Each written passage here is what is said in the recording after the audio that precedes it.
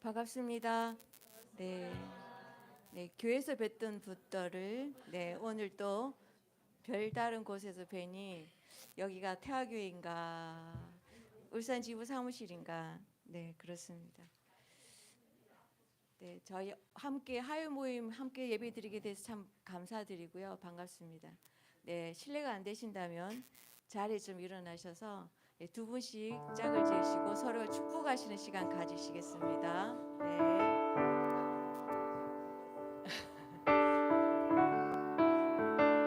당신은 하나님의 언약 안에 있는 축복의 통로 다 같이 부르시면서 마주 잡으신 분을 축복하시겠습니다.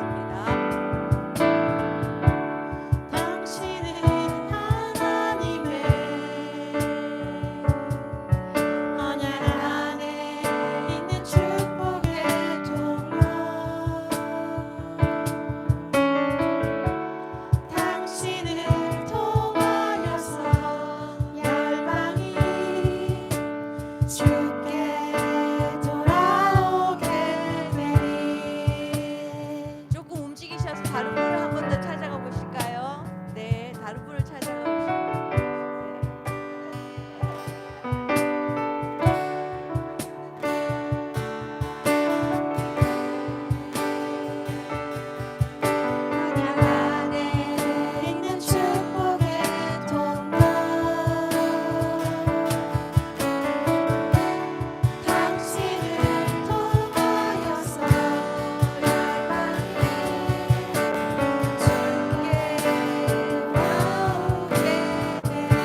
마지막으로 한 번만 더 하시겠습니다.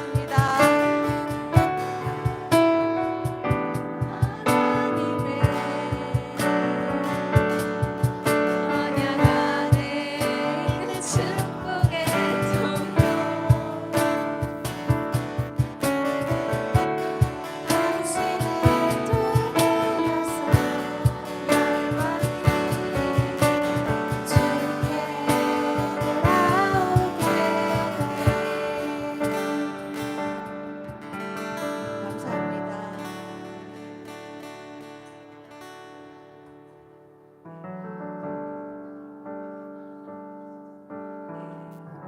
아주 방금 훈련 마치고 돌아오신 분들의 표가 납니다. 오늘 함께 예배 전에 나누고 싶은 말씀은요. 창세기 9장 12절에서 16절입니다. 창세기 9장 12절에서 16절 말씀입니다.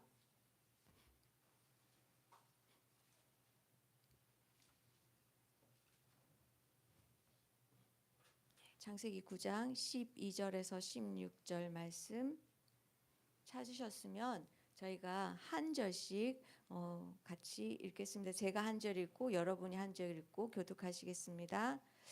하나님이 이르시되 내가 나와 너희와 및 너희와 함께하는 모든 생물 사이에 대대로 영원히 세우는 언약의 증거는 이것이니라.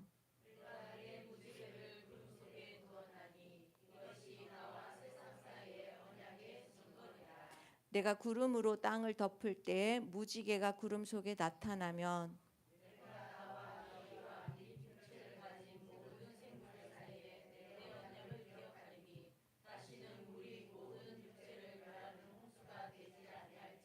같이 읽겠습니다. 무지개가 구름 사이에 있으려니 내가 보고 나 하나님과 모든 육체를 가진 땅의 모든 생물 사이에 영원한 언약을 기억하리라. 아멘. 여러분, 성경은 하나님의 언약의 책이 맞습니까? 네, 맞죠. 그래서 성경에는 여러 곳곳에 하나님의 언약에 대해서 기록하고 있는데요. 그 언약들이 모두 하나님의 사랑에 기반한 하나님의 신실하심을 잘 기록하고 있습니다. 저는 개인적으로 성경에 기록된 하나님의 여러 언약 중에서 오늘 저희가 함께 읽은 이 본문에 기록된 무지개 언약을 기억할 때 하나님의 사랑이 정말 이렇구나라는 것들을 경험하곤 합니다. 이 무지개 언약의 배경은 우리가 잘 알고 있는 것처럼 노아의 홍수 심판 때 하나님이 심판이 끝나고 나서 다시는 내가 물로 세상을 심판하지 않을 것이다라고 말씀하시면서 그 말씀을 무지개를 통해서 보여주시는 것이죠. 네, 이 무지개 언약에는 여러 가지 의미가 내포되어 있습니다. 가장 우리가 알 수 있는 것은 하나님의 은혜와 용서이죠. 하나님이 죄를 범한 그 인간들을 다시금 그들을 심판하시고 다시 그들을 용서하시면서 너희가 또 죄를 짓더라도 내가 그때 다시 물로 다시 이렇게 심판하지 않을 것이다라는 그 하나님의 조건 없는 사랑으로 나타내 주시고 하나님의 그 은혜 그리고 그 용서하심에 대해서 기록하고 있습니다. 근데 여기서 한 가지 더 놀라운 것은요. 여러분이 무지개가 어떤 모양인지 아세요? 무지개가 잘 보면 활 모양입니다. 이렇게 생긴 활 모양이죠. 이렇게 생겼다는 것은 그 화살이 어디로 날아간다는 뜻일까요? 동그란 부분. 그러니까 화살이 이렇게 쏘면 그 화살이 날아가는 곳은 결국 하나님에게로 날아간다라는 겁니다. 무지개 언약에는 이런 뜻이 있습니다. 이 활을 당겨서 쐈을 때 사람 아래쪽에 있는 사람이 아니라 하늘에 계신 하나님을 향해 나아간다는 것입니다. 여러분, 이 말은 그 언약 자체가 인간을 가리키는 것이 아니라 하나님 자신을 가리키고 있다는 것입니다.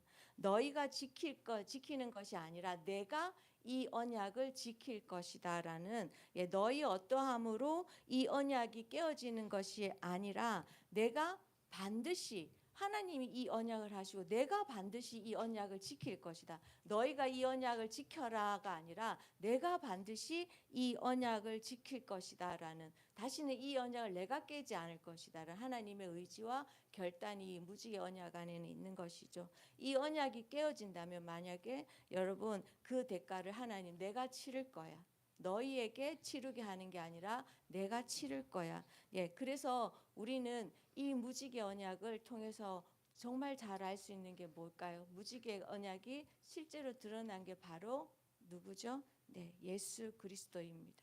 우리를 무조건적으로 용서하시고 우리의 죄를 대신해서 그분은 이 언약을 지키기 위해서 왜냐하면 인간은 반드시 죄로 인해서 그 언약을 지키지 못할 것은 하나님이 아십니다. 그렇지만 하나님은 너희가 죄를 지어서 이 언약을 지키지 못한다고 할지라도 나는 너희를 향해서 내가 이 언약을 지킬 거야. 그래서 내가 그 언약을 너희가 죄를 지은 것을 용서하기 위해서 내가 나의 아들 예수 그리스도를 이 땅에 보낼 것이야. 그가 너의 모든 죄를 지고 십자가를 지고 너희의 그 죄를 대신해서 이 언약을 끝까지 이루어 가실 것이다라는 그것을 예수님을 통해서 하나님은 보여주셨죠. 여러분 약속은 두 사람 간에 이루어지는 것입니다. 맞죠? 그리고 그것을 어긴 사람은 그 약속을 어긴 것에 대한 반드시 그 대가를 치러야 합니다. 하지만 우리 하나님의 언약은 언제나 하나님께 이득이 되는 것이 아니었습니다. 그것은 항상 그리고 그 언약을 깬 것은 하나님이 아니라 바로 나와 여러분입니다. 그러나 그 대가를 지불하는 것은 우리가 약속을 깼지만 우리가 아닌 하나님이시라는 것입니다.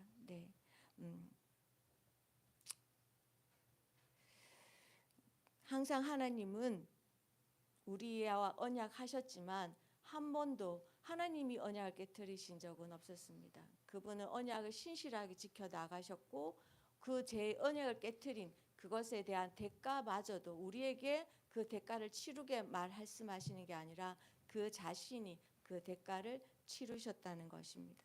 이 언약에 신실하신 하나님, 그분의 언약은 언제나 하나님의 그 사랑에 기반했고 우리를 용서하시고 한없는 은혜를 베풀어 주시는 아주 우리가 하나님 입장에서 볼 때 불공정한 사랑의 언약입니다. 그리고 반드시 그 언약은 하나님께서 지키고 이루어 가실 것입니다. 그것을 위해서 하나님은 가장 크고 값진 대가를 지불하셨습니다. 오늘 저와 여러분이 하나님은 그 언약 가운데로 부르셨습니다. 믿습니까? 네, 그리고 우리를 통해 그 언약을 신실하게 이루어 가시고 계십니다. 네, 그분을 신뢰하시죠. 네, 그분을 신뢰한다면 우리 오늘 이 언약에 신실하신 하나님, 본인이 그 대가를 지불하셨더라도 반드시 꼭 그 언약을 이루어 가시는 그 신실하신 하나님을 함께 예배했으면 합니다. 이 시간 우리가 함께 기도하실 때는요, 우리를 그 언약 가운데로 부르시고 우리와 언약하신 그 언약을 결코 깨트리지 않으시고 변함없이 그 언약을 이루어 가시는 그 하나님 앞에 감사하며 기도드리시겠습니다. 그리고 나와 언약하신 그 하나님, 그래서 그 하나님을 내가 끝까지 신뢰하며 그 언약을 반드시 이루어 가실 그 하나님 앞에 그 하나님을 신뢰합니다라는 우리 신앙의 고백을 우리 각자의 목소리로 좀 했으면 좋겠습니다. 이 시간 우리 조용히 하나님께 감사하며 그 언약에 신실하신 하나님을 향해서 감사합니다. 그리고 그 하나님을 내가 온전히 신뢰하며 나아가겠습니다 하고 함께 기도하시겠습니다. 아버지 하나님, 우리 가운데 함께해 주시고 우리와 언약하시고 하나님 그 언약을 끝까지 이루어 가시는 그 신실하신 하나님을 이 시간에 찬양합니다. 나를 그 언약 가운데로 부르시고 그 언약의 자녀로 삼으시고 나를 위해서 십자가를 지시면서 그 대가를 지불하신 그 하나님의 놀라우신 그 사랑 가운데 온전히 나아가기를 아버지 하나님 온전히 신뢰하기를 이 시간 앞에 고백합니다. 이 시간 우리의 마음과 생각을 주관하시고 우리가 그 하나님을 바라보며 나아갈 수 있는 우리 되게 도우시고 인도하여 주시옵소서.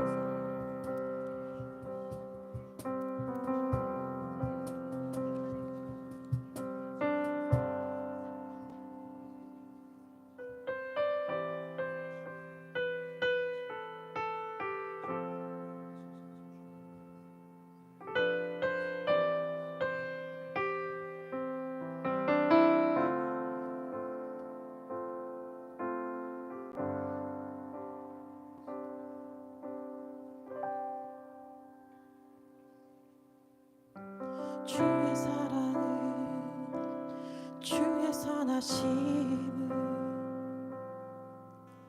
주의 은혜를 생각해보라.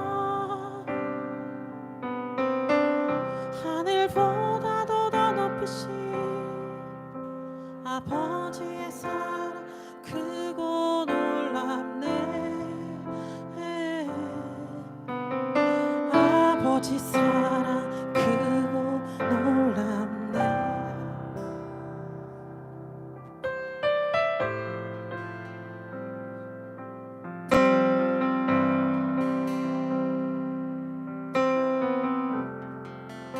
주의 사랑을 주의 사랑을 주의 선하심을 주님의 은혜를 주의 은혜를 생각해보라. 하늘보다도 더 높으신 아버지의 사랑 크고 놀랍네. 아버지 사랑 크고 놀랍네.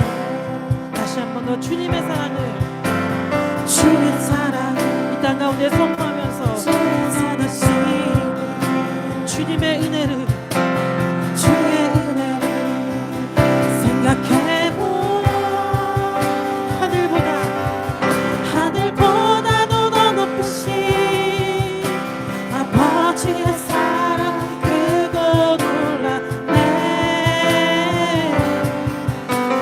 아버지 사랑 크고 놀랍네. 내 어찌 그 사랑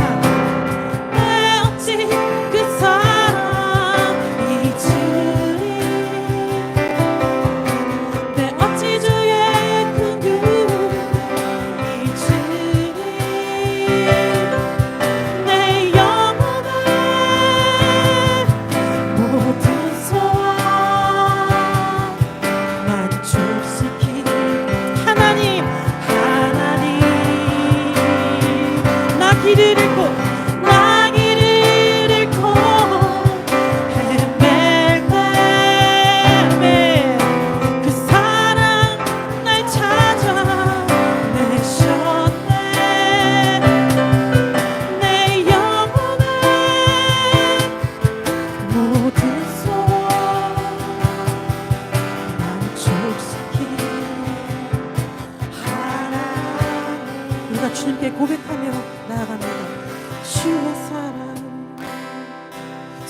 주에서 다시 주의 은혜를 생각해보. 우리가 선포합니다. 하늘보다도 더 높으신 아버지의 사랑 크고 놀랍네. 아버지 사랑 크고 놀랍네. 우리가 우산 땅 가운데 선포하면서 주의 사랑을 주에서 다시 주님의 은혜를 주의 은혜를 생각해보. 하늘보다도 더 높으신 아버지의 사랑 크고 놀랍네.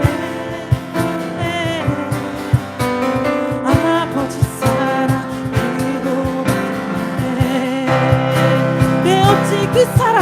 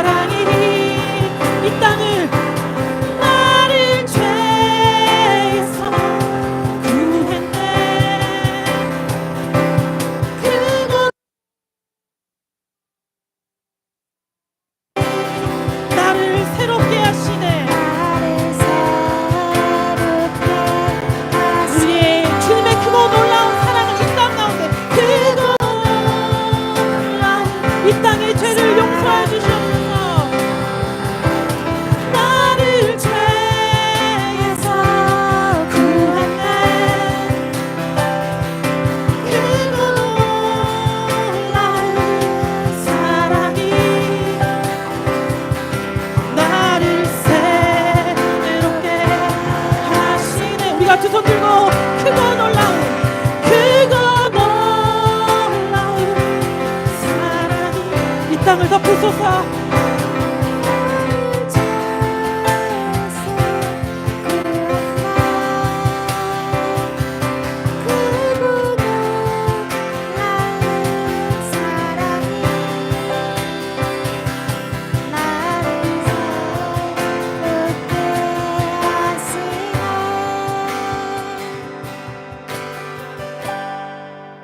예수의 사랑이 예수의 사랑이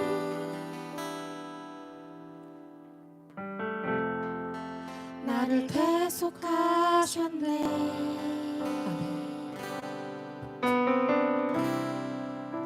예수의 보혈이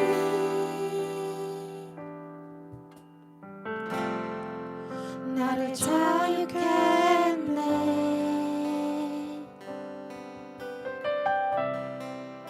십자가의 사랑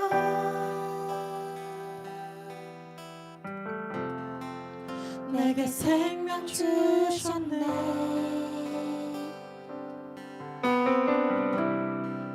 십자가에 달리신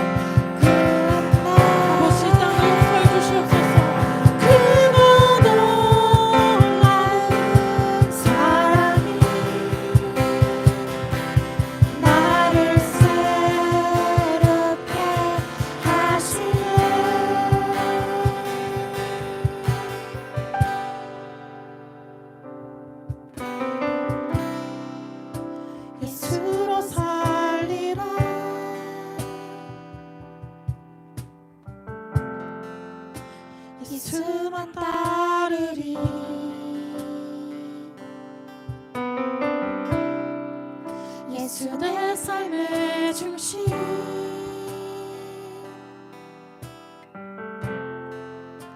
엎드려 경배해 예수로 살리라. 예수로 살리라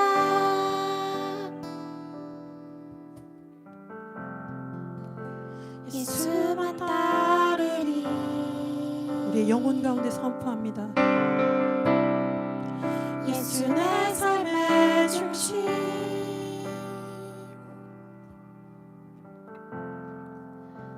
엎드려 경배해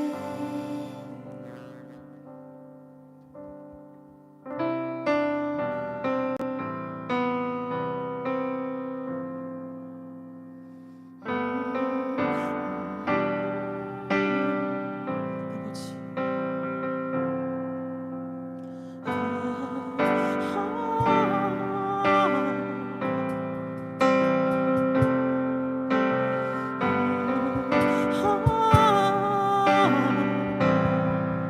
아버지 땅에서 기도합니다.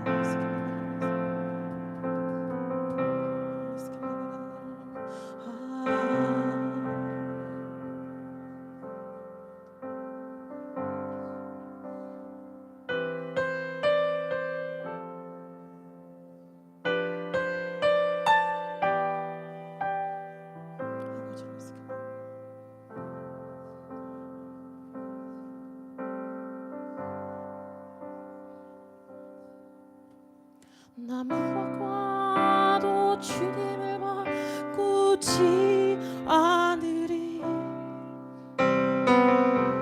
다른 어떤 은혜 구하지 않으리 오직 주님만이 내 삶의 도움이시니 주의 얼굴 보기 원합니다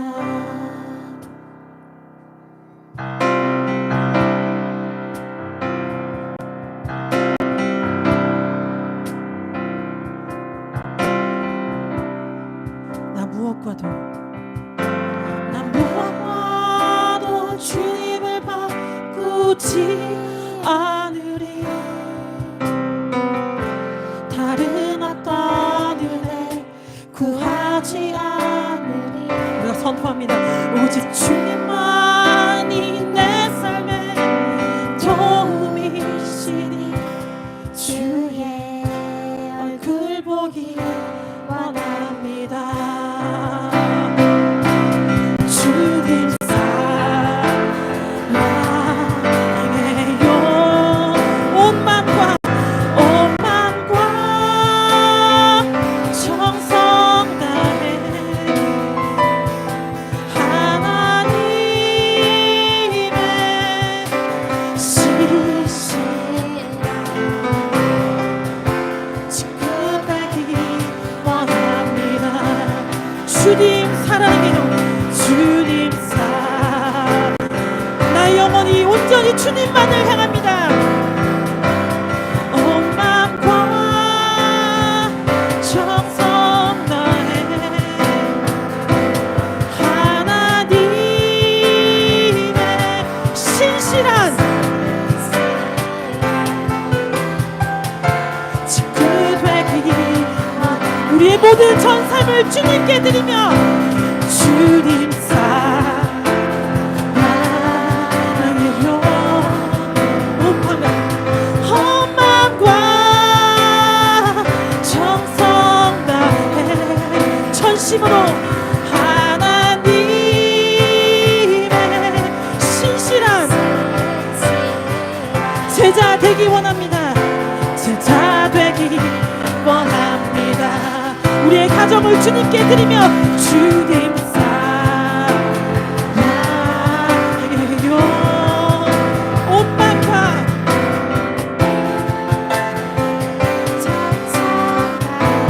나의 삶을 주님께 드립니다.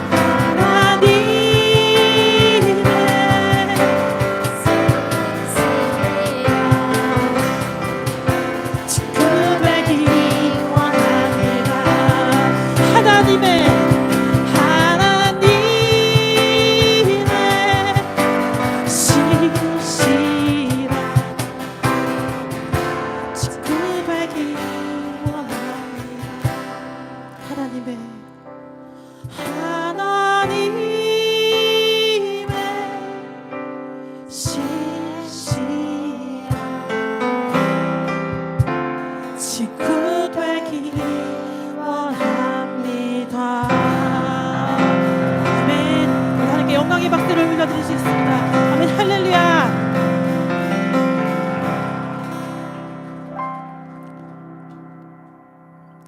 이 시간 몸이 불편하시지 않은 분들은 자리에서 일어나셔서 우리가 주님을 기쁘게 찬양하며 나아갔으면 좋겠습니다.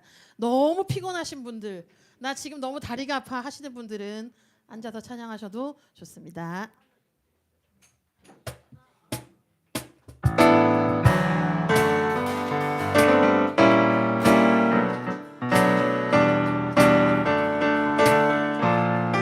주와 같이 주와 같이 길 가는 것 즐거운 일 아닌가. 우리 주님 걸어가신 발자취를 밟겠네. 주와 같이 주와 같이 길 가는 것 즐거운 일 아닌가. 우리 주님 걸어가신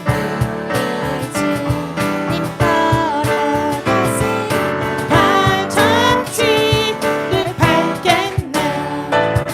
한 걸음 주 예수와 주 예수와 함께 날마다 우리 걸어가.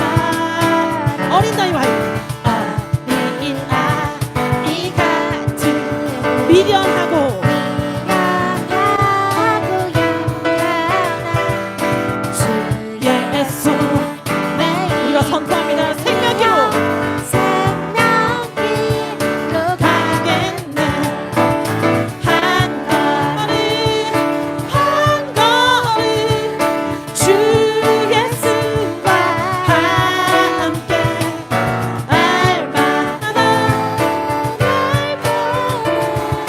우리 걸어가. 꽃이 피는 꽃이 피는 들판 우리가 험한 골짜기라도 험한 골짜기라도 주가 인도하네.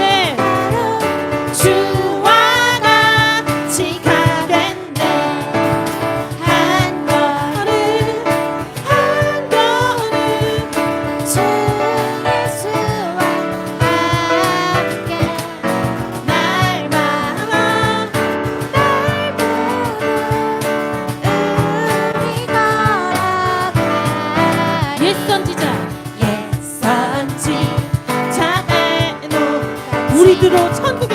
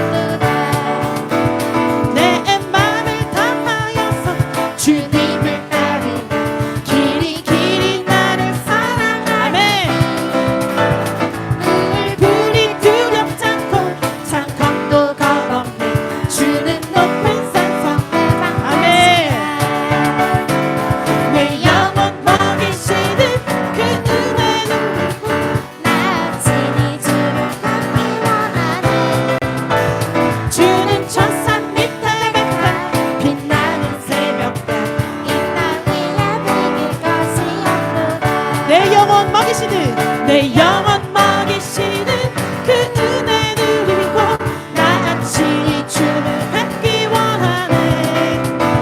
주는 천산 밑에 백합 빛나는 새벽 이 땅 위에 비길 것이 없노. 주는 천산 밑에 백합 빛나는 새벽 이 땅 위에 비길 것이 없노. 아멘.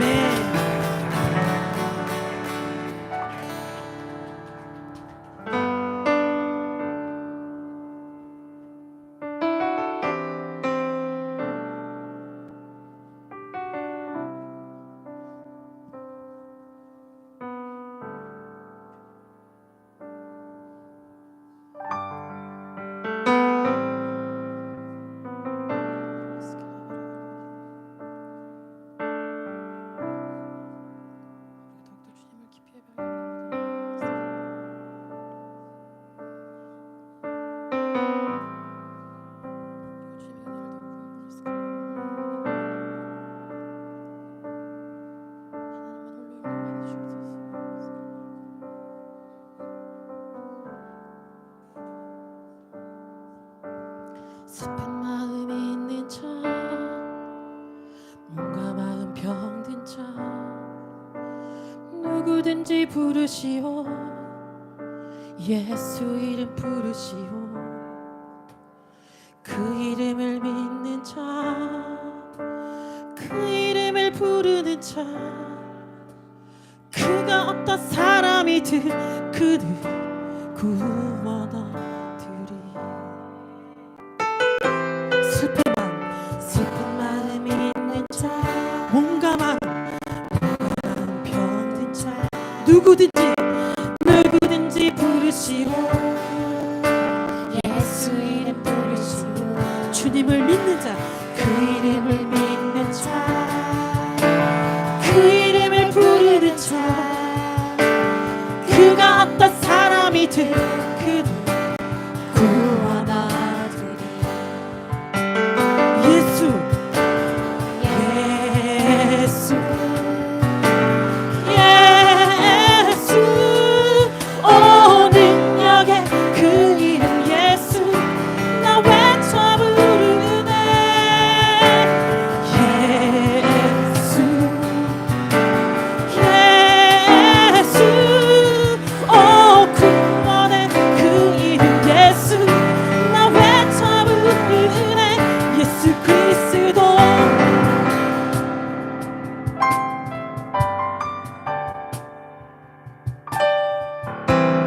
은과금 내게 없으나 나 가진 건 너에게 주니 능력의 이름 예수라. 그 이름을 붙드시오. 그 이름을 믿는 자, 그 이름을 외치는 자, 그가 어떤 사람이든 그는 주의 영광 보리라. 다시 한 번 더 은과금 내게 없으나 나 가진 건 너의 능력의 이름 예수라. 그 이름을 붙드시오. 그 이름을 믿는 자, 그 이름을 외치는 자, 그가 어떤 사람이든 그는 주의 영광 보리라. 선포합니다. 예수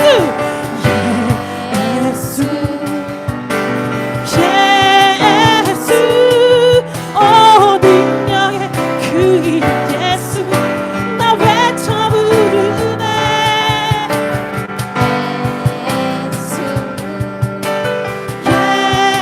예수 구원의 그 이름 예수 나 외쳐. 예수 그리스도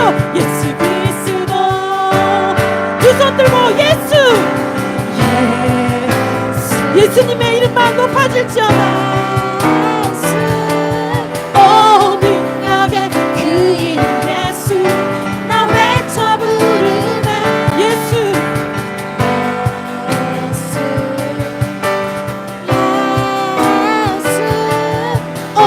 구원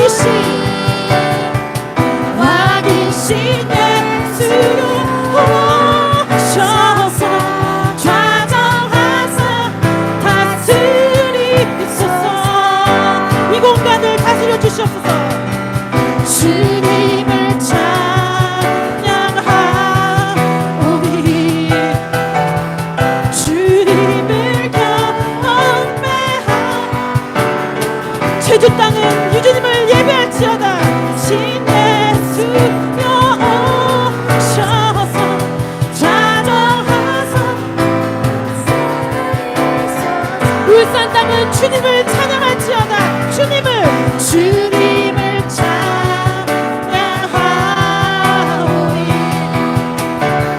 주님을 경배하오 왕이신 예수여 오셔서 좌정하사 다스리소서. 온 열방을 향하여서 주님을 찬양하오니 주님을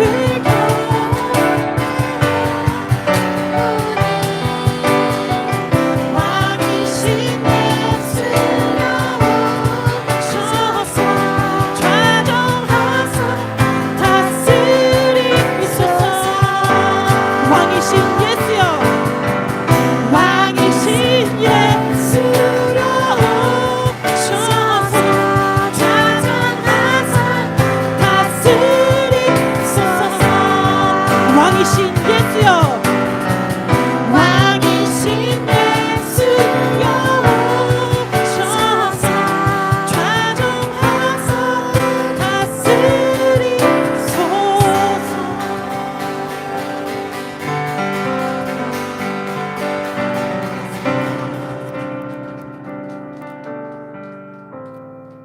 이 시간 저희 다시 한번 우리의 왕이 되시는 그 주님의 이름을 높여드리며 그 주님의 이름이 이 땅 가운데 이 온 열방 가운데 오직 홀로 한 분 하나님 이름만 영광 받으시기를 선포하시며 함께 기도하시겠습니다.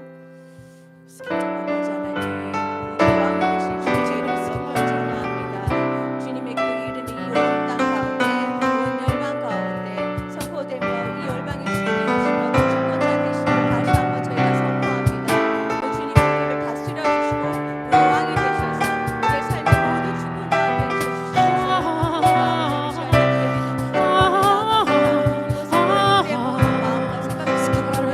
가까운데 주님만 입은 빛 받으시옵소서. 왕이신 주님 우리의 찬양을 받아주시옵소서. 주님만 영광 받아주시옵소서.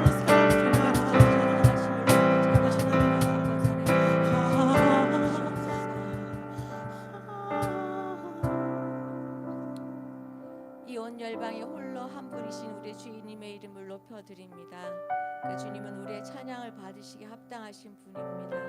우리의 마음과 우리의 생각을 주님 앞에 올려드려 그분의 이름을 높여드립니다. 우리의 삶을 하나님께서 함께 하시고 그 약속하신 그 약속이 이루어질 때까지 신실하게 우리를 인도하실 그 주님의 이름을 높여드립니다. 그 주님이 우리의 주님이십니다. 그 주님이 우리의 하나님이십니다. 우리 예배를 받기 합당하신 분이십니다. 그 주님이 이 시간 우리와 함께 하셨음을 또한 고백합니다.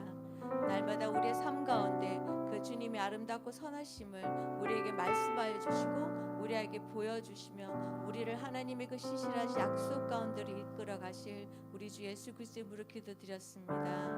아멘. 하나님께 영광의 박수 드릴까요?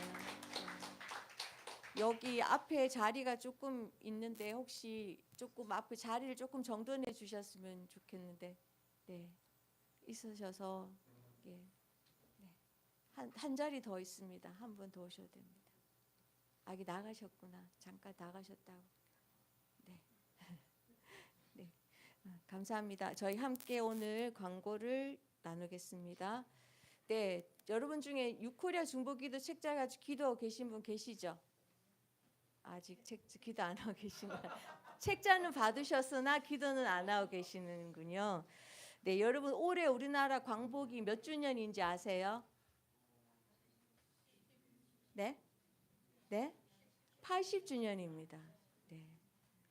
10년 전 광복 70주년이 되는 2015년쯤에 이런 이야기들이 있었습니다. 예, 광복 70년이 되면 우리나라 광복 70년이 되는 그 해가 되면 어떤 일이 일어날 것이냐면 이스라엘이 바벨론 포로에서 70년 만에 돌아왔잖아요. 그래서 그때 하나님께서 일하심으로 우리나라의 남과 북이 하나가 될 것이다.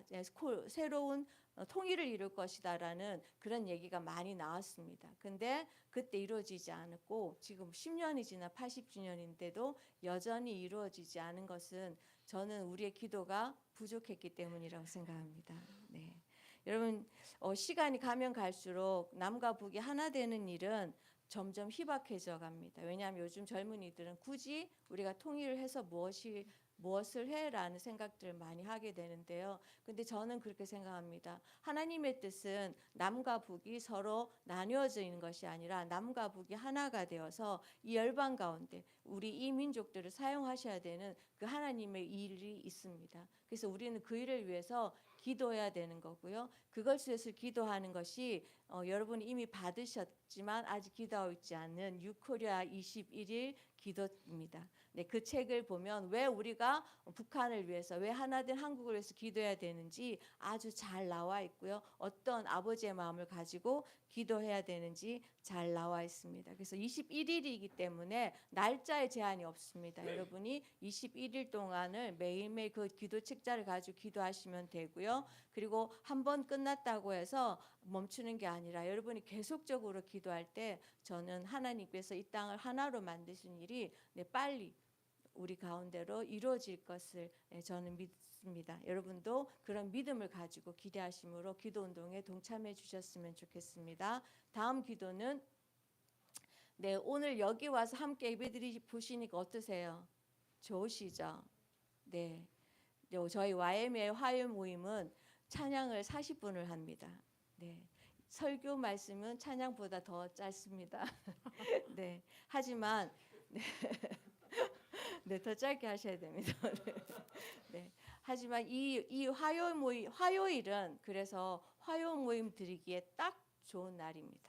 그래서 여러분 저녁 드시고 이곳에 오셔서 함께 예배했으면 좋겠습니다. 여러분 오시면서 보셨지만 이 앞에 바보 사거리에 많은 젊은이들이 다니고 있거든요. 하지만 그들은 자기들의 목적지가 없이 그냥 다닙니다. 네, 우리가 이곳에서 예배하는 동안에 하나님의 그 거룩하심, 하나님 일하심이 이곳에서 우리가 예배할 때 이곳을 통해서 이 바보 사거리를 지나는 수많은 젊은이들에게 흘러갈 것이라고 생각합니다. 그래서 여러분이 함께 오셔서 예배 드려주시고 함께 하나님의 이름을 높이고 이 땅 가운데 거룩히 흘러가실 하나님의 그 일하심을 하는데 함께 동참하는 여러분이 있으면 좋겠습니다. 매주 나오시 힘드시더라도 여러분이 마음을 정하시고 언제든 매주 화요일 저희가 이곳에서 7시에 저희가 화요일 모임을 드리고요. 저희가 또 온라인으로도 송축하고 있습니다. 그래서 유튜브에 울산 화요 모임 치시면 언제든지 언제 드렸든 화요 모임이든 여러분이 함께 하실 수 있습니다. 그래서 동참해 주시면 감사하겠습니다.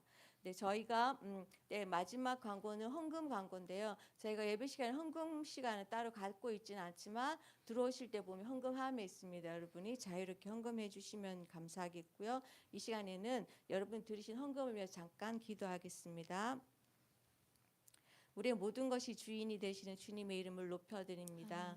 그 주님께서 우리에게 허락하신 많은 것들 중에 일부를 주님 손에 올려드립니다. 우리가 작은 것을 올려드렸지만 하나님은 이것을 가지고 더 크게 일하실 것을 믿음으로 선포합니다. 하나님께 주신 이 재정을 감사함으로 드릴 때 주님께서 그 마음을 받으시고 그 드린 마음들 가운데 하나님의 놀라운 은혜가 함께하여 주시고 하나님께 풍성하게 공급하심이 함께하여 주시옵소서. 또 주님이 저희가 주님에게 올려드린 이 헌금이 하나님 나라의 일을 위해서 하나님이 기뻐하시는 곳에 쓰여질 수 있도록 주님께서 지혜로 더하여 주시옵소서. 아멘. 예수님 이름으로 기도했습니다. 아멘.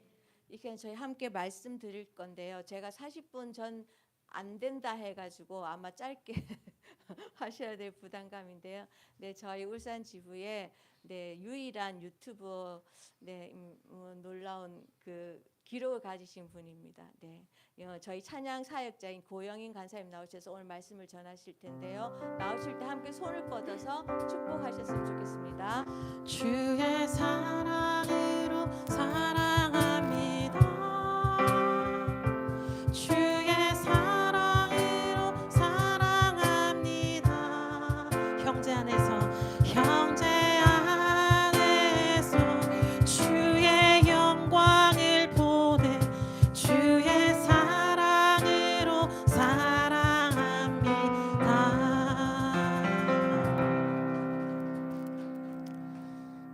잠깐 기도하고 저희 말씀 보도록 하겠습니다. 사랑해 주님 감사합니다. 오늘도 저희가 찬양으로 주 앞에 예배하며 주님이 우리의 왕이시라는 고백을 드렸습니다. 주님 이 예배 가운데 우리에게 각자에게 말씀해 주시고 우리의 삶을 통치하시고 다스리시는 그 왕으로서 주님 우리가 주의 음성에 삶으로 순종함으로 반응하길 소망합니다.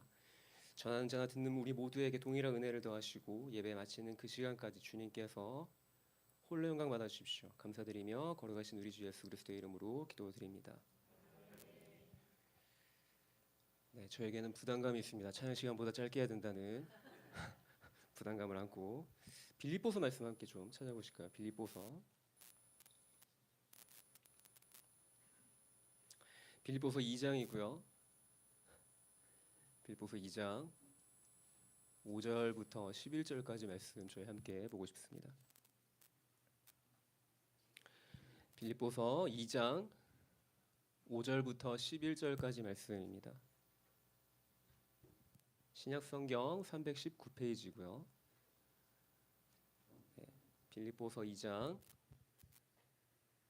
5절부터 11절 7절 말씀인데 저와 여러분이 한 목소리로 다 같이 함께 읽어보도록 하겠습니다. 함께 읽겠습니다. 너희 안에 이 마음을 품으라. 곧 그리스도 예수의 마음이 그는 하나님의 본체이시나 하나님과 동등됨을 취할 것으로 여기지 아니하시고 오히려 자기를 비워 종의 형체를 가지사 사람들과 같이 되셨고 사람의 모양으로 나타나사 자기를 낮추시고 죽기까지 복종하셨으니 곧 십자가에 죽으심이라.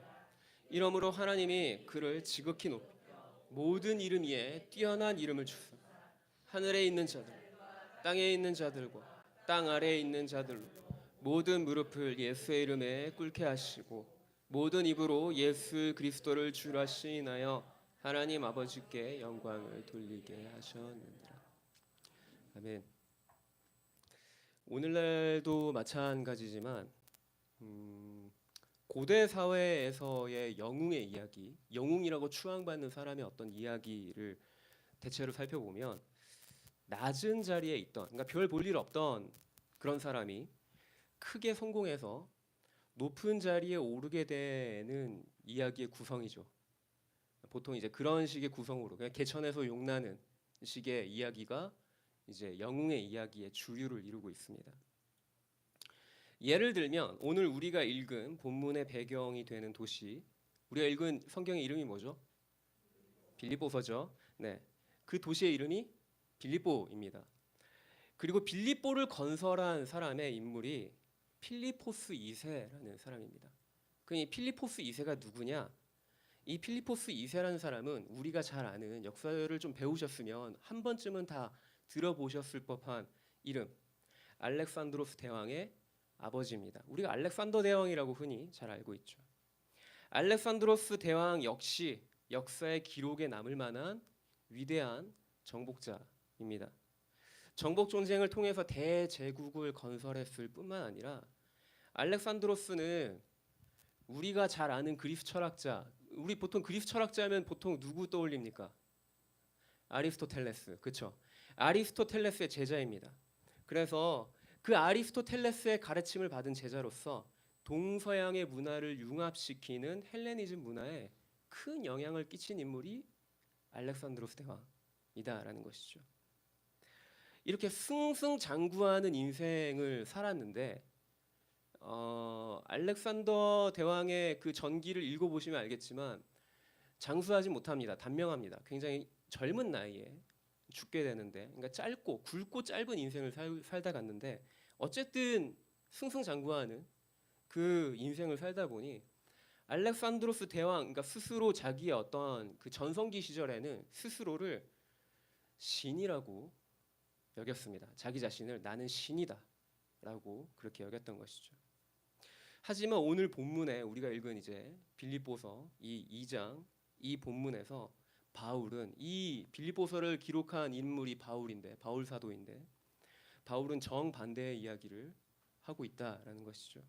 알렉산드로스는 수많은 업적 끝에 결국 자신을 신이라고 여겼는데 오늘 우리가 읽은 본문에서 바울은 예수 그리스도에 대해서 이렇게 말합니다.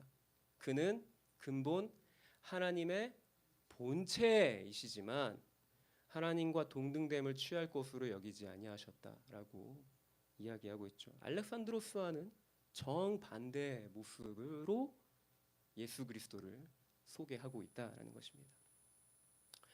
바울이 빌립보 교회 공동체에게 그리스도야말로 이 세상의 참 영웅이자 왕이시다라는 것을 이야기하고 있는 겁니다. 바울이 이 같은 권면을 빌립보 성도들에게 하는 그 이유와 배경에 대해서 좀 오늘 살펴보고 싶습니다. 먼저 빌립보라는 도시가 어떤 도시인지 좀 저희가 알아야 됩니다. 제가 앞서 언급했지만 빌립보는 우리가 잘 아는 알렉산드로스 대왕의 아버지 필리포스 2세라고 하는 사람이 건설한 도시입니다. 이 도시의 특징이 있어요. 이 도시의 특징은 뭐냐면 이 빌립보라는 도시는 품질이 좋은 금이 많이 생산되어지는 금광이 있는 부유한 도시다라는 것입니다. 그리고 이 빌립보라고 하는 이름도 필리포스라고 하는 그 이름에서 따온 도시의 지명입니다. 제가 이제 잠깐 이제 역사를 건너뛰어서 로마의 정치 역사를 잠깐 언급을 할 텐데요. 우리가 흔히 로마 황제 하면 로마의 황제를 뭐라 지칭합니까? 시저라고 하죠. 근데 신약 성경에는 그 시저에 해당하는 그 번역을 가이사라고 번역을 하고 있습니다. 로마 황제를 뜻하는 가이사라는 호칭은 사실 율리우스 카이사르라고 하는 인물의 이름에서 비롯이 되었습니다. 슬라이드 한번 넘겨주시겠습니까? 네, 바로 이 사람입니다. 네, 율리우스 카이사르라고 하는 인물의 이름에서 가이사라고 하는 황제를 지칭하는 가이사라는 명칭이 나왔다라는 것입니다. 영어식 발음은 카이사르입니다. 율리우스 카이사르는 로마 공화정 말기에 로마를 장악한 인물입니다.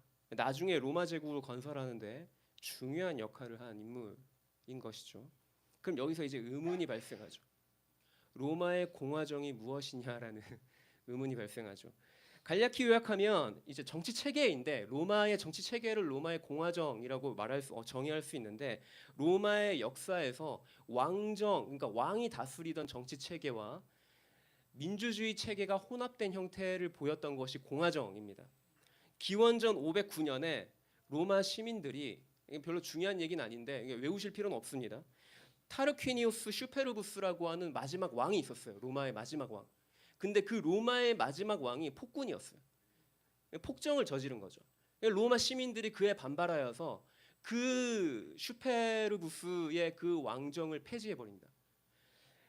그리고 세운 정치 체계가 공화정이라는 정치 체계라는 것이죠. 그러니까 완전히 왕정에서 벗어난 건 아닌데 여전히 로마는 황제가 있지만 그 황제가 있는 동시에 그 황제의 그 부여되었던 권위를 많이 축소시키고 귀족 중심의 원로원 중심의 이제 민주주의 체계를 혼합한 정치 체계가 공화정이다라는 것입니다.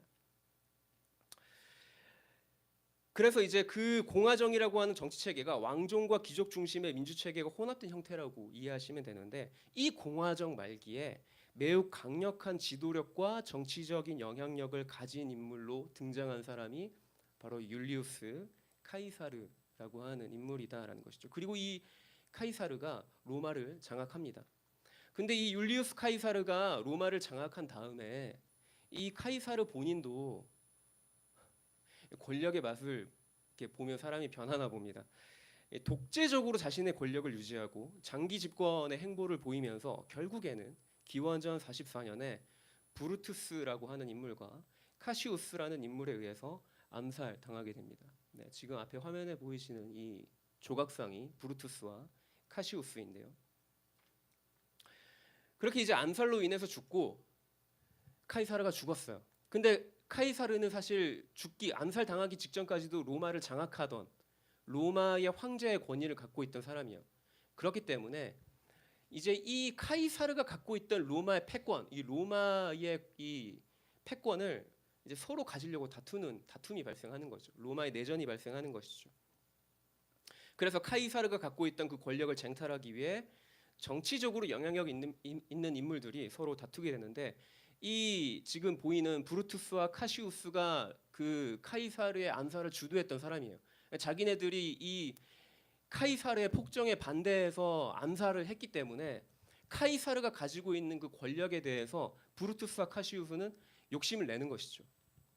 그리고 그거에 맞서서 안토니우스와 옥타비우누스라고 하는 이제 정치적인 영향력이 있는 두 인물이 등장합니다. 옥타비우누스는 누구냐면 카이사르의 암살당한 카이사르의 양자입니다. 그리고 아무래도 아들이니까 양자니까 물론 이제 친아들 혈족은 아니지만 자기 아버지가 가지고 있던 로마의 패권을 남에게 넘겨주기 싫죠 당연히. 아버지가 갖고 있는 그 로마의 패권, 그 권력을 자기에게로 편입시키고 싶은 것이 바로 옥타비우누스일 것입니다. 그 옥타비우누스의 입장이겠죠. 그러면 이제 그 옆에 있는 안토니우스는 누구냐?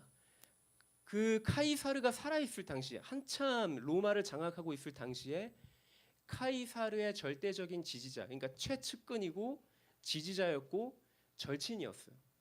카이사르의. 그렇기 때문에 이 안토니우스와 옥타비우누스가 서로 손을 잡는 것이죠.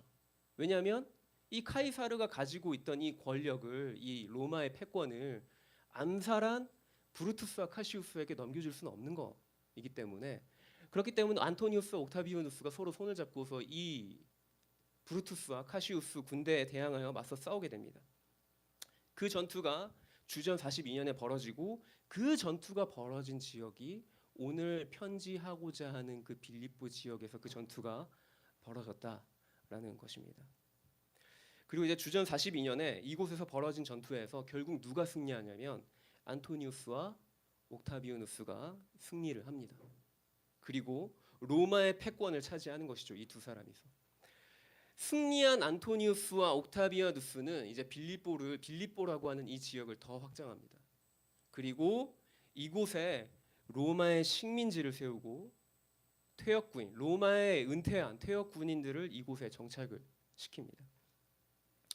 그 후에 이 두 사람이 그럼 사이좋게 지냈느냐? 그렇지 않습니다. 이 두 사람 사이에도 권력 욕심이 있기 때문에 안토니우스의 입장은 이제 자기는 그 카이사르를 절대적으로 지지했던 카이사르가 권력을 로마를 장악하기 위해서 안토니우스가 정말 힘껏 도왔고 지지했고 최측근에서 그 카이사르가 제1인자로 설 수 있도록 여러모로 물심양면으로 도왔기 때문에 카이사르가 갖고 있는 그 권력은 내가 가져야 된다라는 입장이었고 그 옥타비아누스는 무슨 소리냐? 내 아버지잖아.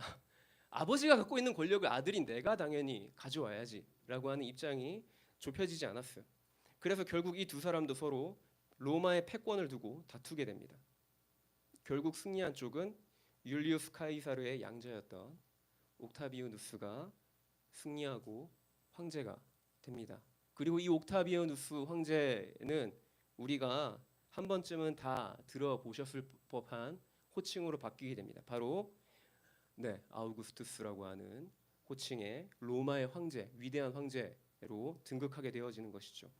한글 성경에는 누가복음 2장 1절에 등장합니다. 가이사 아구스도라고 하는 이름으로 등장을 합니다.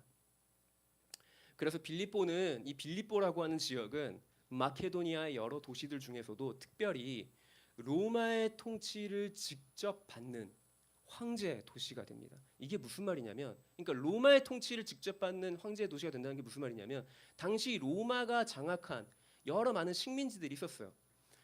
그런데 로마의 통치를 직접 받는다라는 게 무슨 말이냐면, 빌립보 지역은 이탈리아와 같은, 그러니까 로마 본토와 동일한 법적인 자격을 갖게 된다라는 걸 의미합니다. 다시 말해서 로마의 속국이지만 식민지이지만 가장 큰 혜택이 이 빌립보라는 지역에 주어진다라는 거예요. 그래서 빌립보 시민들은 로마 시민과 동등한 권리를 가집니다. 빌립보가 식민지이지만 로마 사람과 똑같이 어떤 권리를 가지냐면 재산을 구입할 수 있어요. 식민지 사람은 자기 소유가 있을 수 있나요? 없죠. 보통은 없습니다. 근데 이 빌립보 지역의 이 주민들에게는 그걸 허용했어요. 그러니까 너희가 토지를 살 수 있고 집을 살 수 있다. 그리고 그것을 너희 자신의 소유로 귀속시킬 수 있다라고 하는 권리를 준 것입니다. 그리고 그것을 다시 되팔 수도 있었고 이전시킬 수 있는 권리도 줬습니다. 법적으로는 어떤 재판을 받게 되어졌을 때 식민지 사람은 사실은 뭐 거기에다가 민사적으로 소송권을 가질 수가 없어요, 사실. 그렇지만 이 빌립보의 주민들은 민사 소송권까지 가질 수 있었다라는 것이고요. 더 나아가서는 인두세와 토지세도 감면을 받았습니다. 인두세는 뭐냐면 세금의 한 종류인데, 인두세는 각 개인의 소유에 따라 세금이 사실은 로마 시민들은 차등적으로 매겨지고 식민지 사람들은 가지고 있는 소유에 상관없이 다 일괄적으로 일정 금액을 내야 되는데, 그 일정 금액을 내야 하는 그 세금이 인두세예요, 사실은. 근데 그 인두세가 빌립보에는 매겨지지 않았다라는 것이죠. 빌립보 주민들은 그 인두세를 감면받았고 토지세도 감면받았습니다. 그러니까 토지를 소유하고 있으면 그 소유한 것에 대한 세금이 있는데, 이 빌립보 사람들은 그 세금을 감면받았다라는 것이죠. 즉 로마 사람과 동등한 권리를 가졌다라는 것입니다. 그렇기 때문에 이 빌립보 주민들은 이 마케도냐에서도 가장 로마색이 짙은, 가장 로마색이 강한 작은 로마에 사는 사람들의 모습을 보여주게 됩니다. 배경 설명이 좀 길었는데요. 오늘 우리가 읽은 본문 2장 5절부터 11절, 이 본문은 그리스도의 창가라고 하는 별명이 붙은 본문입니다. 5절에 기록된, 우리가 5절을 함께 좀 눈으로 읽어보시면 이렇게 기록되어져 있습니다. 너희 안에 이 마음을 품으라 곧 그리스도 예수의 마음이니. 사실 이 번역은 의역된 번역입니다. 이거를 헬라어 원문을 직역을 해서 제가 읽어드리면 이렇게 되어집니다. 너희 안에 이것을 생각하라. 즉 그것은 그리스도 예수 안에 있는 것이다. 이것이 이제 원문을 직역한 문장입니다. 그렇다면 예수 그리스도 안에 있는 것을 생각하라라는 것인데, 그럼 예수 그리스도 안에 있는 것은 무엇일까요? 그것이 바로 이제 뒤이어서 나오는 6절부터 8절까지에 나오는 그리스도의 행동 방식을 의미합니다. 그리스도는 하나님과 동등하신 분이시지만 자신을 비우사 종의 모양을 취하셔서 사람들과 같이 되셨고 십자가에서 죽기까지 하나님께 복종하셨다라는 것이 그리스도가 취한 행동 방식이다라는 것이죠. 한마디로 요약하면 그리스도는 겸손의 화신이었다라는 것이죠. 바울은 그리스도 안에 있는 행동 방식과 사고 방식을 빌립보 교회 성도들에게 취해라, 이것을 취해야 된다라고 권면하고 있는 것입니다. 그럼 빌립보 교회가 어떤 문제에 직면해 있었기에 이와 같은 권면을 하고 있는 것인가라는 것을 좀 살펴보고 싶은데요. 저희가 그 앞절, 저희가 읽은 그 5절에 있는 그 앞절부터 한번 보고 싶습니다. 2절부터 4절까지를 한번 띄워주실까요? 네, 앞에 슬라이드 띄워주실 텐데 함께 읽어보실까요? 마음을 같이하여 같은 사랑을 가지고 뜻을 합하여 한 마음을 품어 아무 일에든지 다툼이나 허영으로 오직 겸손한 마음, 각각 자기보다 남을 각각 자기 일을 돌볼 뿐더러 또한 각각 나의 기쁨을 충만하게. 네, 바울의 권면이, 이와 같은 권면이 2절에 등장하죠. 마음을 같이 해라, 같은 사랑을 가져라, 한 마음을 품어라 라는 권면이 있습니다. 이와 같은 권면이 등장하는 것을 볼 때 그러면 우리는 대략 예상을 해볼 수 있죠. 그들 안에 마음을 같이 하고 같은 사랑을 가지고 한 마음을 품은 모습으로 있었으면 굳이 이 권면을 했을까요? 아니죠. 그렇지 않았기 때문에 바울이 이 이야기를 하고 있는 것입니다. 공동체가 내부적으로 분열의 모습이 있었다라는 것을 이 이제 권면을 통해서 예상을 해볼 수 있는 것이죠. 특별히 겸손한 마음으로 각각 자신보다 남을 더 낮게 여기라라고 하는 내용이 등장하는데, 이 내용이 빌립보 성도들 안에 허영과 다툼이 있었다라는 것을 좀 예상해 볼 수 있게끔 합니다. 심지어 4장 2절에는 빌립보 공동체 안에 불화가 있었다라는 것을 좀 더 구체적으로 알 수 있는 본문이 등장해요. 4장 2절 앞에 띄워주시겠습니까? 함께 읽겠습니다. 내가 유오디아를 권하고 같은 마음을, 네, 심지어는 실명이 언급되는 두 사람의 이름이 등장합니다. 유오디아를 권하고 순두개를 권하노니 주 안에서 같은 마음 품어라 라고 이야기하고 있죠. 빌립보 교회가 직면한 문제 두 번째는 외부에 박해가 있었을 거라는 것을 좀 예측해 볼 수 있습니다. 앞서 이야기했듯이 빌립보는 로마 식민지인데다가 로마가 직접 통치한 황제의 권위가 직접적으로 미치는 황제의 도시였어요. 그러다 보니까 황제 숭배가 가장 강한 지역이 빌립보예요. 그런데 빌립보 성도들은 황제가 아닌 예수를 주라고 고백을 했기 때문에 이 황제의 도시에서 있을 수 없는 일이거든요, 사실. 이 로마의 이 여러 숱한 식민지 가운데 특히나 황제의 권위가 직접적으로 미치는 이 황제의 도시에서 사실 대부분의 사람들은 그들에게 있어서 주라는 호칭은 누구에게 고백되어지는 것입니까? 아우구스투스, 즉 옥타비아누스라고 하는 그 황제에게 주라고 고백하는 것이 그 빌립보 지역의 사람들의 문화입니다. 그것이 당연한 거예요. 근데 그리스도를 주로 고백하는 이 기독교인들, 이 그리스도인들은 황제를 주로 고백할 수 없죠. 그들에게 주는 누구입니까? 예수 그리스도, 오직 그분만이 우리의 주이시죠. 그렇기 때문에 황제가 주라고 믿던 사회로부터 박해와 차별을 받을 수밖에 없었다라는 것입니다. 빌립보 교회 공동체가. 이러한 상황 속에서 바울은 먼저 디모데를 빌립보에 보내기를 바란다라고 편지합니다. 우리가 2장 19절부터 22절을 좀 함께 보고 싶은데요. 19절부터 22절 띄워주실까요? 함께 읽겠습니다. 내가 디모데를 속히 너희에게 보내기 바라면 너희 사정을 안위를 받아. 이는 뜻을 같이 너희 사정을 진실히 생각할 자가 이밖에 내게 없음. 그들이 다 자기 일을 그리스도 예수의 일을 구하지 아니하다. 디모데의 연단을 너희가 아나 자식이 아버지에게 함같이 나와 함께 복음을 위하여. 바울은 가장 신뢰할 수 있는 자기의 가장 가까운 아들과 같은 디모데를 빌립보 교회에 보냄으로써 빌립보 교회가 안위를 받게 하고, 그리고 또 그 소식을 통해서 바울 자신도 안위 좀 위로를 받기 원한다라고 말합니다. 그리고 빌립보 교회의 사정을 좀 진실되게 생각할 사람이 디모데밖에 없다라고 이야기하고 있는 것이죠.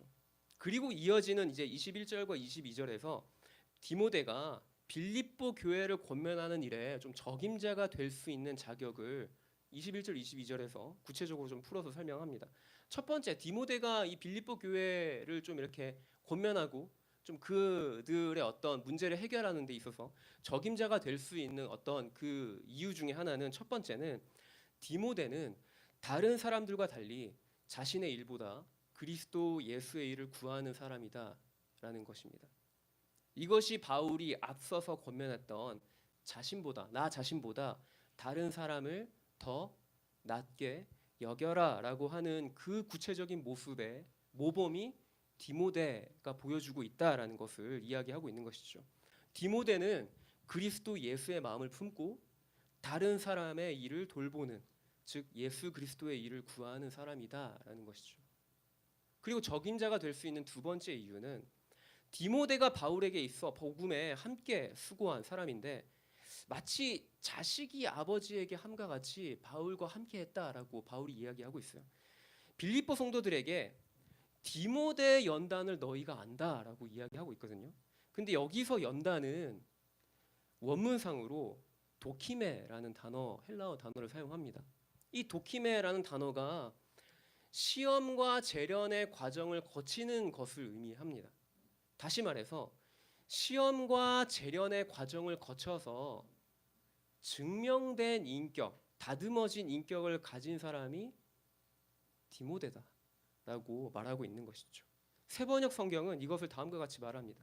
디모데의 인품, 디모데의 인품은 여러분이 잘 알고 있습니다. 즉 디모데가 그동안의 쭉 시험과 연단을 통해서 다듬어지고 깨지고, 그걸 통해서 이 사람의 인품이 지금은 증명된, 누구나가 다 인정하는 증명된 인품을 가진 사람이지 않습니까? 라고 하는 그 기록을 이제 하면서 빌립보 교회 성도들에게 권면하고 있다라는 것이죠. 그래서 바울은 현재 빌립보 성도들이 직면한 문제를 도와줄 적임자로 디모데를 보내고 싶다, 보내길 원한다라고 이야기하고 있는 것이죠. 근데 이제 구체적인 정황은 나와 있지 않지만 지금 사실 이 빌립보서를 기록하고 있는 바울은 지금 현재 어떤 상황이냐면 자유롭지 못한 상황이에요. 지금 옥중에 갇혀서, 그러니까 옥에 갇혀서 지금 움직일 수 없는 매여 있는 상황이기 때문에 그 바울 곁에서 이제 함께 섬기고 있는 디모데는 바울의 형편 때문에 지금 당장 빌립보로 갈 수 없었던 것으로 이제 좀 추정이 되어집니다. 그렇게 보여집니다. 하지만 상황이 허락되는 대로 좀 디모데를 보내고 싶고 바울 자신도 디모데로 내가 속히 가기를, 그러니까 그 빌립보로 내가 속히 가기를 원한다라고 이야기하고 있습니다. 그리고 이제 이어서 등장하는 인물이 에바브로디도입니다. 디모데를 속히 빌립보로 보내기를 내가 원하고 바라는데 바울의 입장에서는 근데 그것이 당장은 쉽지 않고 대신 에바브로디도를 빌립보 성도에게 보내는 것이 필요하다라고 말하면서 그를 향해서 다음과 같은 표현을 씁니다. 이 에바브로디도는 내 형제고 동역자이고 전우이고 사신이고 내가 쓸 것을 공급한 일꾼이다라는 표현, 아주 되게 다양한 표현을 이렇게 나열하면서 에바브로디도를 소개합니다. 2장 25절 띄워주셨죠? 함께 읽어보실까요? 그러나 에바브로디도를 너희에게 보내는 것이 필요한 줄로 그는 나의 형제 함께 수고하고 함께 군사된 자 너희 사자. 바울이 누군가를 이렇게 한 구절 안에 여러 가지 표현을 써가면서 불렀던 사람이 과연 몇이나 되겠습니까? 그만큼 에바브로디도가 바울에게 굉장히 특별한 동역자였다라는 것을 알 수 있는 것이죠. 사정상 디모데는 보내고 싶어도 보낼 수 없는 상황인데 에바브로디도만큼은 급히 빌립보 성도들에게 보내고자 합니다. 그리고 그 이유를 26절에서 28절을 통해서 확인할 수 있습니다. 함께 좀 띄워주실까요? 26절에서 28절 함께 읽어보겠습니다. 그가 너희 무리를 간절히 사모하고 자기가 병든 것을 너희가 들은 줄 알고 심히 근심. 그가 병들어 죽게 되었습니다. 하나님이 그를 긍휼히 여기셨고 그뿐 아니라 또 나를 긍휼히 여기사 내 근심 위에 근심을 면하게 하시고 그러므로 내가 더욱 기뻐하게 하며 내 근심도 덜려.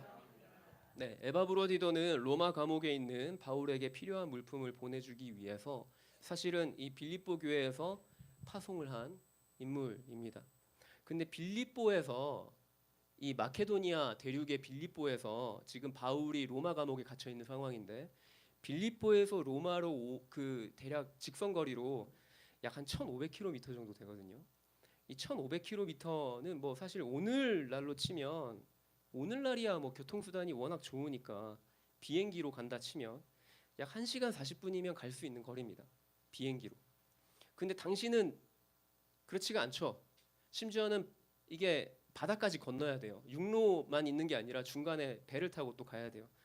그렇기 때문에 심지어 아무리 당시에 로마가 도로를 잘 닦아 놓았어도 정비해서 닦아 놓았어도 육로와 배를 타고 이동해야 하는 어떤 상황인데 1,500km를 육로를 걸어서 또는 말을 타고 그다음 중간에 이제 바다가 있으니까 또 배를 타고 그렇게 이제 가게 되어지면 일반적으로 예상해 보기로는 한 달 이상 늦으면 좀 더 늦으면 2달 가까이 걸렸을 것으로 예상이 되어지는 거리입니다.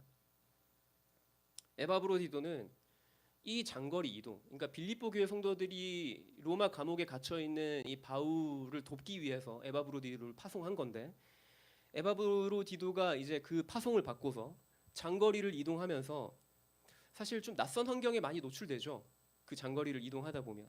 그리고 굉장히 피로하죠. 이게 뭐 하루 이틀 만에 도착하는 것도 아니고 짧다고 해도 한 달 이상 걸리는 여행길이잖아요. 그러니까 분명히 피로함이 있었을 것입니다. 육체적인 피로함이 있었을 것이고 게다가 구체적으로 빌립보서에는 이 에바브로디도가 어떤 질병에 걸렸는지 언급하고 있지는 않지만 병에 걸렸다라고 이야기하고 있습니다. 그래서 거의 죽을 뻔한 지경에 이른 것이죠. 에바브로디도가. 감사하게도 하나님이 그를 긍휼히 여겨주셔서 에바브로디도는 건강을 회복합니다.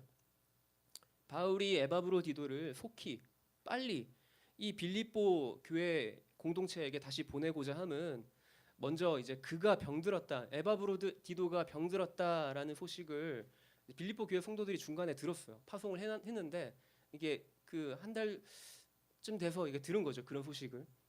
그래서 그 근심을 좀 덜어주기 위한 것이고, 너희가 파송한 에바브로디도가 이제 다시금 건강한 모습으로 너희에게 되돌아가면 그들의 근심이 좀 덜어지지 않겠습니까?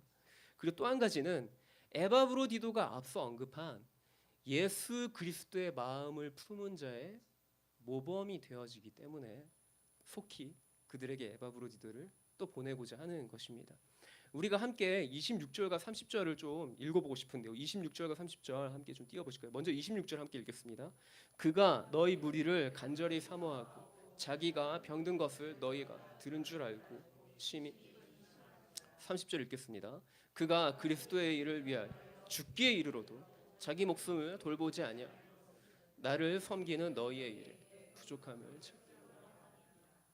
먼저 에바브로디도는 자신의 병들어서 거의 죽게 된 처지인데도 도리어 자신이 병들었다는 소식을 들은 빌립보 교회 성도들을 걱정합니다. 사실 쉬운 게 아니죠. 지금 내가 거의 죽을 판인데, 내가 지금 거의 죽게 생겼는데, 지금 내가 지금 이 병이 낫냐 마냐 이거를 생사를 왔다 갔다 하는 와중에 자기의 몸을 돌보는 것보다 더 근심하고 걱정을 한 게 자기를 파송한 빌립보 교회 성도들을 걱정했다라는 겁니다. 심히 근심하다라고 이제 번역이 되어져 있는데, 이게 이제 헬라어 단어 아데모네오라는 단어인데, 이게 어떤 단어냐면 예수님이 겟세마네 동산에서 기도하시며 심히 근심하셨다라고 하셨을 때 사용되어진 단어입니다. 30절도 함께 좀 보고 싶은데요. 30절에 표현된 이 에바브로디도가 죽기에 이르러도, 이 죽기에 이르러도라고 하는 표현 역시 헬라어 원문을 보면 메크리타나투, 이 메크리타나투라고 하는 이 단어가 예수께서 오늘 저희가 읽은 본문 가운데 등장하는 예수께서 자기를 낮추시고 죽기까지라고 사용되어진 이 기록되어진 이 단어와 동일한 표현이다라는 것입니다. 다시 말해서 에바브로디도가 예수 그리스도의 순종의 삶을 따르고 있음을 바울은 빌립보 성도들에게 말하고 있다라는 것입니다. 그는 근본 하나님의 본체이시지만 하나님과 동등됨을 취할 것으로 여기지 아니하시고 종의 형체를 가지사 사람의 모양으로 나타나셨고, 그 다음 예수 그리스도가 어떻게 하셨죠? 죽기까지 하나님의 뜻에 복종하셨죠. 에바브로디도가 죽기에 이르러도 복음을 위해 수고하고 헌신하는 일에 자기의 삶을 다 드렸다라는 겁니다. 예수 그리스도의 그 모범의 모습을 에바브로디도가 따르고 있다라는 것이죠. 그리스도의 복음에 합당하게 생활하는 삶의 모습은 어떤 모습일까요? 좀 죄송합니다. 그것은 바로 그리스도를 위한 것이라면 고난도 감내하는 삶의 모습이 복음에 합당한 삶의 모습인 것입니다. 제가 왜 여러분들에게 죄송하다는 말씀을 드리냐면, 예수 믿으면 좀 복받고 잘 살고 좀 안정된 삶을 살고 세상에서 남부럽지 않은 삶을 사는 것이 성도의 삶입니다라고 제가 말씀드리고 싶은데, 성경은 그렇게 얘기하고 있지 않다라는 것입니다. 예수님을 따르는 수많은 선지자들과 제자들의 삶이 그렇지 않았고, 복음에 합당한 삶을 살게 된다면 거기에는 반드시 필연적으로 고난이 따른다라는 것입니다. 우리가 읽은 본문에서 바울은 예수가 하나님과 본질적으로 동등하시지만 그것을 취하지 않으셨고 도리어 종의 형체로 자신을 낮추시고 심지어는 죽기까지 복종하셨다라고 말합니다. 바울은 자신과 함께 있는 디모데와 에바브로디도가 바로 예수의 마음을 품은 모범적인 제자임을 빌립보 교회 성도들에게 제시하고 있는 것입니다. 황제의 도시 빌립보에서 예수를 주라고 고백하면 사실 잃을 게 많습니다. 로마의 시민으로 누릴 수 있는 여러 많은 혜택을 포기해야 합니다. 그걸 포기하는 걸로 끝나면 차라리 다행이죠. 그 정도로 끝나면 다행입니다. 더 나아가서는 핍박이 따르고 예수님이 그러셨던 것처럼 어쩌면 죽을 수도 있는 상황에 직면하게 될 수 있습니다. 그렇지만 바울은 자신과 함께 있는 동역자 디모데와 에바브로디도를 언급하면서 빌립보 성도들이 그리스도의 겸손을 배우고 복음을 위해서라면 기꺼이 고난을 두려워하지 않은 굳센 교회로 살아가기를 도전하고 있는 것입니다. 우리가 이제 함께 기도하실까요? 솔직히 말해서 바울이 빌립보 교회에게 편지하던 당시와 같은 고난이 우리에게 따르고 있진 않죠. 하지만 우리에겐 또 다른 어려움이 있습니다. 사실 과거 초대교회가 경험한 핍박과 고난에 비하면 우리는 너무나도 편안하고 안락한 환경 아래 신앙을 유지하며 살아가고 있는지도 모르겠습니다. 여러분, 복음을 위해서 기꺼이 나의 것을 내려놓는 대가 지불을 하실 수 있습니까? 우린 저마다 정해준 기준이 있는 줄로 압니다. 내가 여기까지는 헌신할 수 있고 나의 것을 포기할 수 있어. 하지만 그 이상은 안 돼. 라고 하는 각자의 기준이 저마다 다 있을 겁니다. 앞에서 말씀은 전하는 저 역시도 그 한계가 있는 사람입니다. 하지만 바울은 우리에게 도전합니다. 그리스도께서 죽기까지 하나님의 뜻에 복종하셨고 바울 자신도 그 복음 때문에 지금 현재 감옥에 매여 있고 함께하는 동역자 디모데, 에바브로디도 역시 예수의 고난에 동참하고 있다라고 말이죠. 그리스도인으로서 세상 속에서 복음의 영향력을 나타내는 일에 우리가 손해보는 것을 두려워하지 않아야 합니다. 재정의 손해가 있을 수 있고 관계 안에서 시간의 손해가 있을 수 있죠.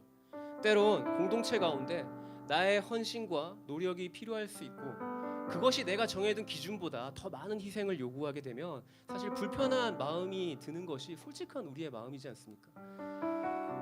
또 물질만능주의와 세속주의 가운데 그리스도인으로서 살아간다는 것은 세상에서 누릴 수 있는 수많은 유익과 즐거움을 포기해야 한다는 것을 의미합니다. 예를 들면 요즘 대학생들도 주식 투자를 많이 한다고 합니다. 저는 건강한 투자가 나쁘다고 생각하진 않습니다. 하지만 대부분 주식을 하는 이유가 무엇입니까? 돈을 번다고 투자를 통해서 손쉽게 금전적인 이익을 보고 싶은 것이 그 주식을 하는 사람들의 대부분인 것이죠. 그것이 성경이 우리에게 권면하는 재정을 대하는 바른 태도는 아니다라는 것입니다.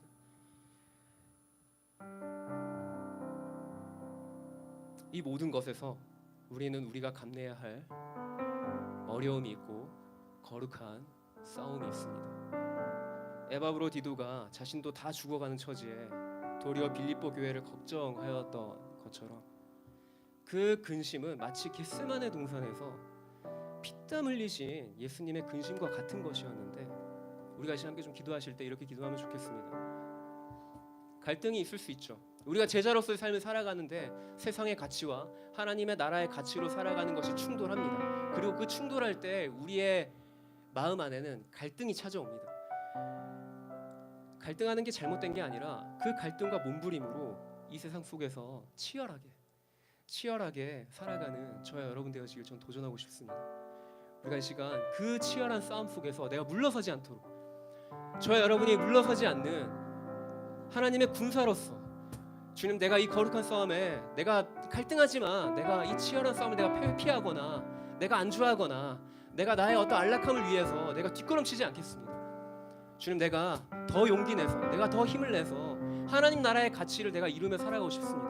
우리가 그렇게 주님께 그 힘과 용기를 구하며 함께 기도하고 싶습니다. 기도하시겠습니다. 하나님 주님, 이 시간 기도하며 나아가 주님, 나의 삶이 그리스도께서 아버지 주님 죽기까지 하나님의 뜻에 복종하시고 순종하신 것처럼 아버지 주님, 나의 삶 또한 아버지 주님 그 갈등과 아버지 주님 그 치열한 싸움 가운데 그 거룩한 싸움 가운데 아버지 내가 계속적으로 하나님께서 나에게 주시는 그 힘과 용기로 내가 아버지 주님 거룩한 제자의 삶을 살아갈 수 있도록 성령 하나님 나를 도우시고 나에게 힘을 더하시고 나에게 용기를 더해 주십시오.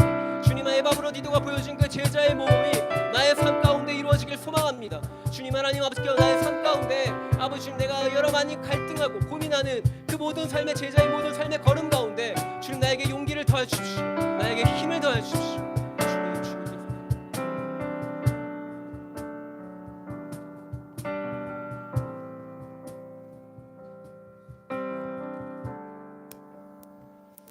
오늘 나눈 말씀을 들으면서 그 본문 중에 오히려라는 단어가 있었는데요.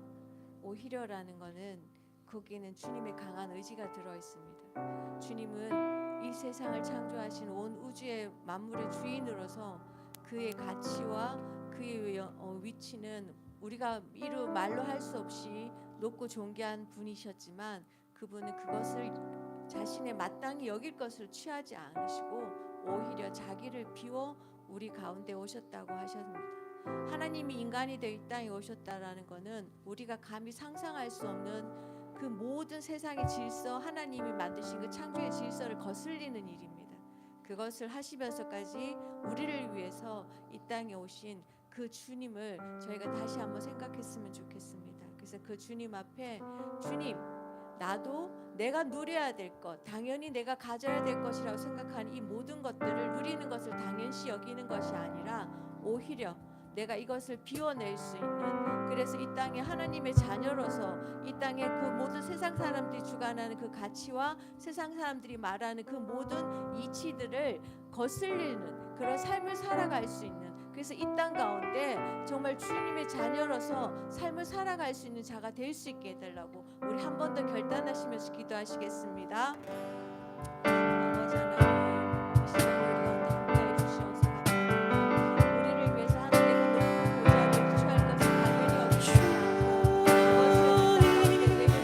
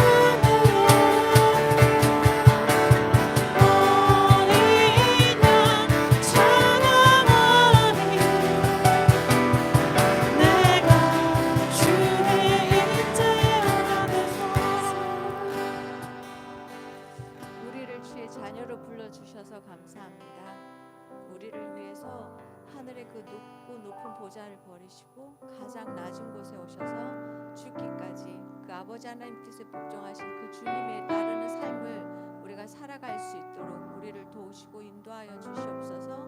그래서 우리도 이 땅 가운데 하나님 우리가 누릴 것을 마땅한 것을 취하지 않고 오히려 아버지 하나님께 그 뜻을 따라 주의 제자로서의 삶을 사는 우리 모두가 될 수 있도록 세상의 가치와 이치가 아닌 하나님 나라의 가치를 따라 살아가는 저희가 되도록 지키시고 인도하여 주시옵소서. 우리 가운데 그렇게 행하실 우리 주 예수 그리스도의 이름으로 기도드렸습니다. 저희 함께 중보기도 하실 텐데요. 오늘은 네, 하나님 손에서 하나 되는 우리 나라를 위해서 함께 기도했으면 좋겠습니다.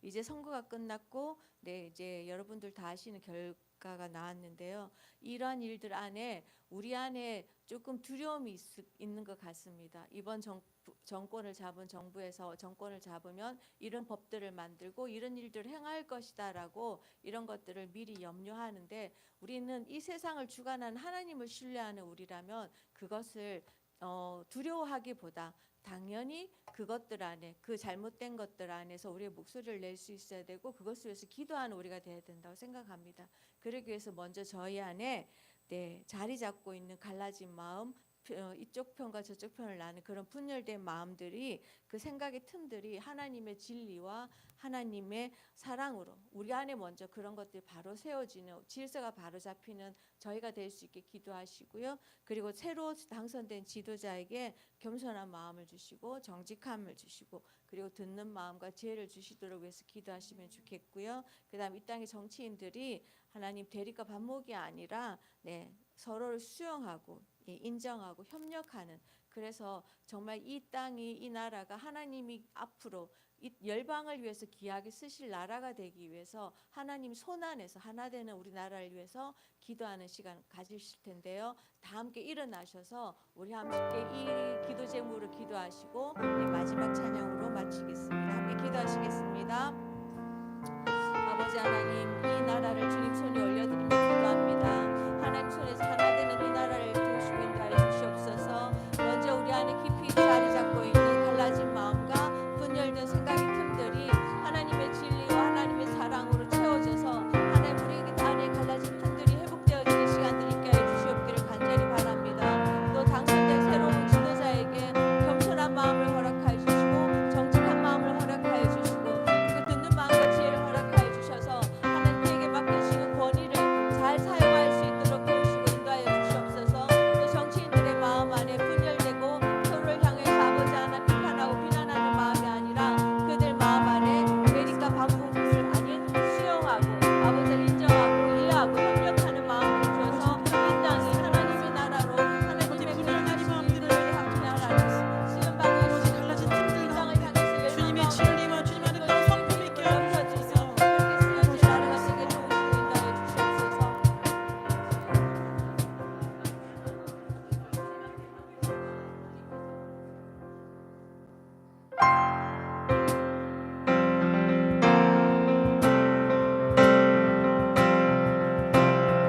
우리는 주의 움직이는 교회, 이곳은 주님을 위한 자리. 내가 기도하는 모든 땅 위에서 하나님 예배받은 그날을 고대하네. 다시 한 번 더 우리는 주의 움직이는 교회, 이곳은 주님을 위한 자리.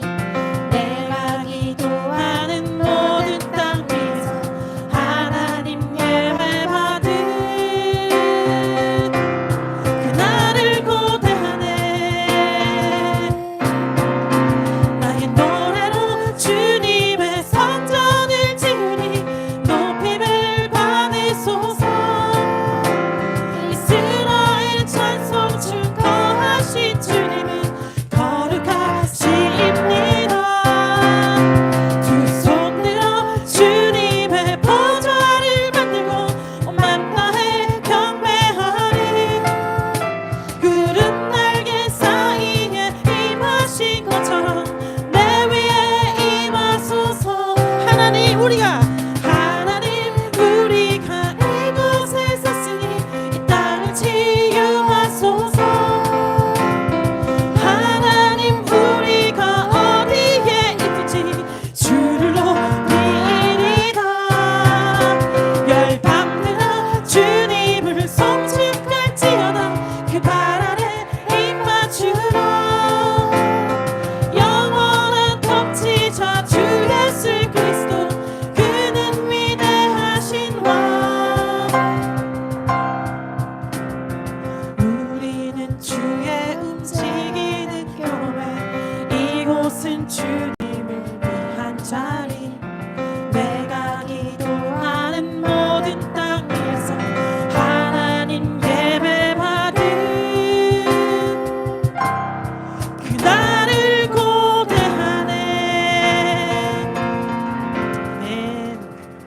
모든 화요 모임 마쳤습니다. 다음 주 동일하게 화요 모임 가운데 뵙기를 소망합니다. 감사합니다.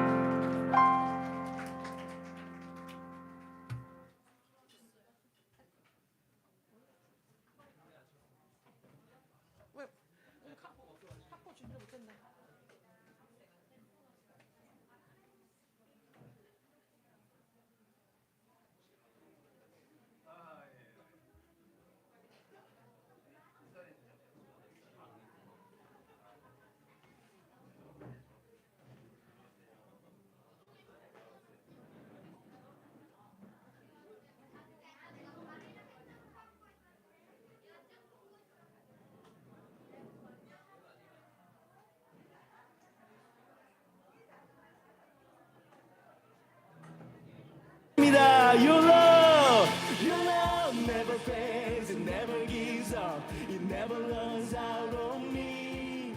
Your love never fades, it never gives up, it never runs out on me.